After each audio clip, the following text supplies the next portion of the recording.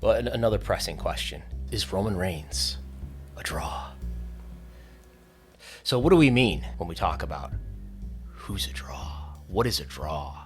Many forms of the word draw that you can find in the dictionary. This is the one we're looking at. A person or thing that is very attractive or interesting. What's actually missing from this definition, in fact, is my favorite wrestler. They decided to exclude that from the definition, which I think works for my favorite company. One of the talking points that I've heard discussed is that, well, when Roman Reigns isn't on Smackdown, the ratings do just as well as when he's on Smackdown. So is that true? Because the differences are so slight in his favor in this, I would say this is pretty inconclusive.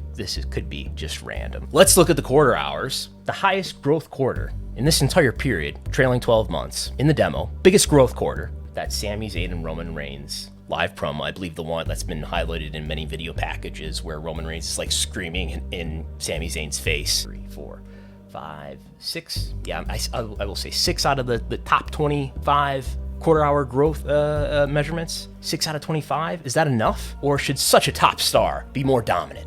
These quarter hours, this is SmackDown and Raw, or just SmackDown? Only SmackDown, I would say. This supports him, but doesn't super strongly support him. But it does moderately support the notion that Roman Reigns is a draw. Another data point that we can look at here is YouTube video views.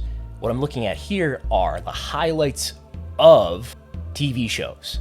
12, 13, 14. It's more than half, isn't it? Including each of the top 4. We do have Reigns along with a preponderance of different people.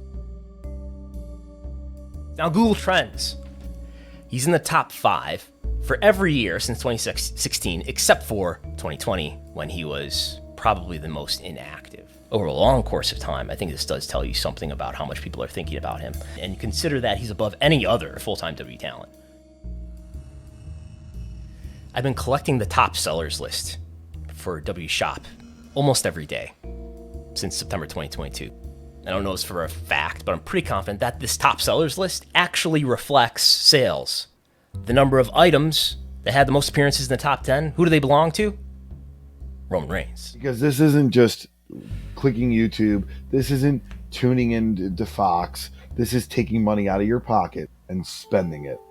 We didn't look at tickets here. We certainly don't have data to credit him. I know the talking point has been raised. Hey, look, when Roman Reigns gets added to events, barely moves tickets, right? But when you have somebody like John Cena get added to the Raw that's happening in Boston, he moved a couple thousand tickets, I would argue, since his really strong push began in 2014 or 15. There was a cost associated with that. That is a opportunity cost. There was such an effort to get him over by Vince McMahon.